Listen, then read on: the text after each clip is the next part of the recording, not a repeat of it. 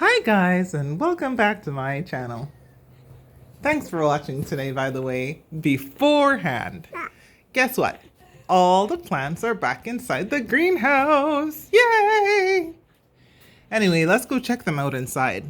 What's going on in your collection right now? I mean, I can tell the temperatures are changing, and man, it was really fun to see all the growth that happened this summer. Everything looks massive to me, like absolutely massive. Look at my Ripsalis pilocarpa. This thing is, can I get my hand in the frame? It is huge. It is absolutely huge. And I can't wait for the flowers to come. All my Hoyas, despite me ignoring them, have some nice growths going on. I've had some of them be like really dormant and not doing much. I've got to wash off the chemicals off of this. I don't know what is on it, but it's had this thing. Anyway, yeah, it's really fun to see the new growth. I have had this Cymbidium tracianum forever. Not forever.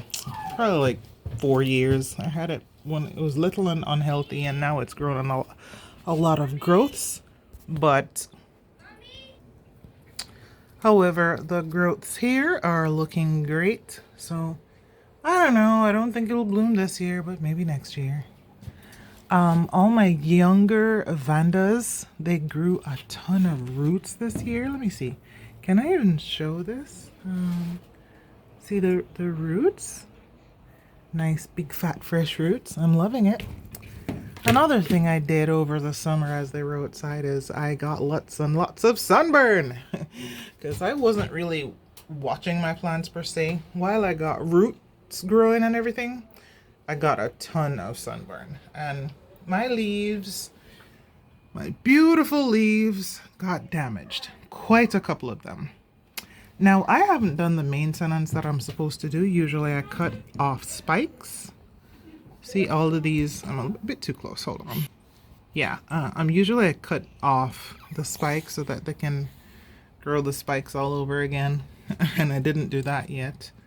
My phals, some of them lost their bottom leaves from being dried out way too long when I went to go give birth, and then I had some complications. I had to go back in the hospital, so I had a ton of time where I wasn't treating the plants as well as I could have, but Mother Nature is absolutely fantastic. Plants, especially orchids and Hoyas, they're very resilient. They did not in any way, in my opinion, come to the point of death for the most part. Yes, they suffered, but they're doing fine. Like this plant here, it dried out and I lost the 2 bottom leaves. But other than that, it looks pretty good. And most of my other phals, they were just growing just fine. I mean, this big old Encyclia here, the bulb is huge.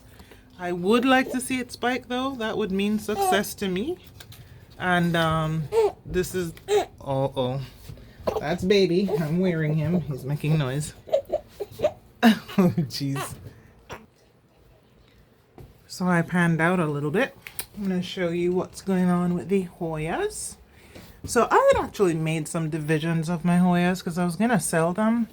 But this year, I don't know. I'm seeing how things are going with shipping. And I am not confident in shipping anything right now because if I can't ship something and have it arrive in like 2 to 3 days, I don't think I'm shipping it at all because I want whoever is getting the plant to get it in optimal condition, right? Can't have the thing sitting in the box 8, 9, 10 days. So that's not happening. So I have a couple of duplicates that are just sitting here now for 2 years. But it's okay. It's okay. That's the Hoyers are just living their lives basically. I'm actually happy about the progress, about how they look, because they're super resilient. They're looking great. So I hope that over the fall and the winter, I'm able to have some blooms. Now let's look at the little Vandas. I had some little Oh, Simon, my son is doing his thing, making a little fuss. You're okay. You're okay. So here, let's take a look at the miniature Vandas. When I say mini, this is it. A lot of them are from Moats Orchids. This one here, we do have some sun outside. Not sure why it looks so dark. This one here was a freebie from Moats Orchids. It is the Vanda Moats Mindful, which is Vanda SS Young cross Moats Ruby Pixie. It has spiked. I see a little spike down there in the leaf joint. There you go. So I'm looking forward to that. My Vanda Moats Hot Mama cross Moats Hot Chocolate is here. Looking good. And I'm super happy about her. So, as I was saying, yes, the Vandas are spiking. Here we have my, this is the one with the red flowers that is not fragrant. I need to get some brightness. Funny, the sun is bright outside and it's not looking bright in the greenhouse. Gotta adjust my lighting. This is Vanda Ocean Storm Cross Marillii, which is known as Ray's Starstruck. It's, of course, in spike. Grew some roots this summer, of course. And I need to clean up the old spikes. I do, oops, my hair just got stuck. I do have a very first bloom on this Vanda Batram crossed. What was this? I think this was a Vanda. This was a new cross. I got this when it was a baby. Vanda Batram cross Vanda Arjuna. Oh my god, it's stuck in the pot. Oh no. But anyway, you can see the spike down there. And the tons of roots it grew over the summer. All my roots are like completely out of control this year because I did not take the time to, so you can see the spike right there. I did not take the time to wrap them into their baskets, so they're all out of control. I'm going to have to soak them and then twine them back in. This happened when I left them outside when it was 38 degrees. See that? I'm not going to touch anything else after touching this because, in fact, I'm going to pause the video and wash my hands because this could be fungal, but it happened when I left it outside right before taking them all inside. It was like 30 something degrees, 38. And I got up in the morning and it had all of these spots all over it, but it looks like wet spots. And then it started to look like this. So it could be cold damage. It could be a fungal infection. I don't know. Let me go wash my hands real quick. Okay, I just washed my hands. Over here we have my Vanda Denisoniana cross Neophinitia falcata. There's a spike there, and on the baby there's some spikes down here on its keiki. So I'm excited about that. I'm really excited to see how everything is gonna look this winter. Oh, by the way, guys, I have had this Cattleya for like maybe 4 years and it never bloomed. And then I mean, I've sunburned it, I've done everything to it, and finally, this is supposed to be Cattleya walkeriana var Shouju, CHO. It was a Shujo. CHOJU? I think so. Yeah. I do have the tag in here somewhere in this massive pot. So let's see how that works out. My Vanda Marillii cross Tessellata is going over. So, yeah. And this one, it had a lot of flowers, but it's dying now, so we can ignore that. I absolutely burnt my Vanda Kolmari this year. It got some major sunburn. However, as you can see, it has spiked. So I'm not too worried about it. You can see the trend. I burnt a ton of stuff. My other Vandas are, of course, doing just fine. Some of them got sunburn, but you know, that's how it goes. And they do end up spiking in the long run. I'm enjoying all the root growth that I'm seeing on the ones that were ailing before. And I'm having some cakeys on ones that have never caked before. So I'm kind of happy about everything. This guy's on the ground with his giant roots. Look at that. I don't know how I'm going to be getting those into the pot. Not happening likely. And my Hoyas are looking great. At some points I might cut them down and root them. Well, some of them haven't bloomed yet. This is my Calycina Stargazer. Can't cut that until it blooms. Will not. So, yeah. Thomsonii White. I am happy about what I have seen over the summer. With these Hoyas, I must say, if you do not have a lot of time to tend to plants and stuff like that, Hoyas really are a delightful plant to grow, especially if you get the ones that bloom early, like Nummulariioides. This one that I have here, it's full of little peduncles and flowers. See that? It'll soon open. This is Hoya Mathilde. Mine is filling out its pot. Looking forward to the stinky blooms that I heard about at some point, whenever it wants to bloom. See that? Pretty leaves. I'm guessing this is Mathilde Splash. I got this at Home Depot. So yeah, my Huschkeliana Pink.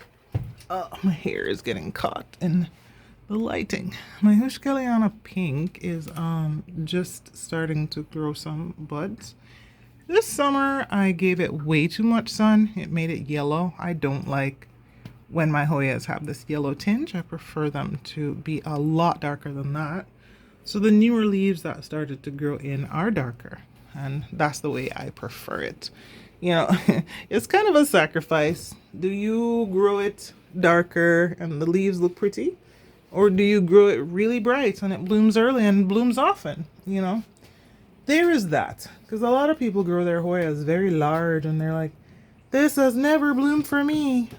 Usually that's why. It's just not getting enough sun, you know, and that's just it. It has to get enough light to get it to bloom. And if you're not really giving it enough light, then they're not going to bloom, no matter how big they get.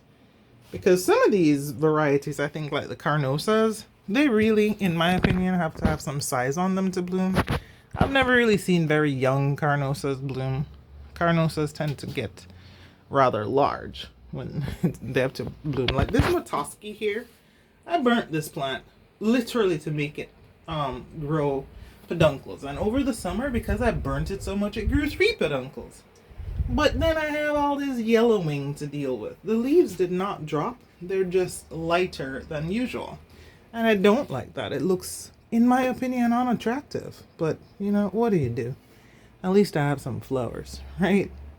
So I'm looking forward this year to some flowers from the Cattleya, from the Vandas, and my Phalaenopsis, despite some of them really suffering because, yeah, they got burnt. They really got burnt. But as it stands, though, the leaves that burnt really just fell off. And all I have left is my spiking happy plants. So whoever got burnt too badly, which was literally one plant, this one, just the leaves got burnt off.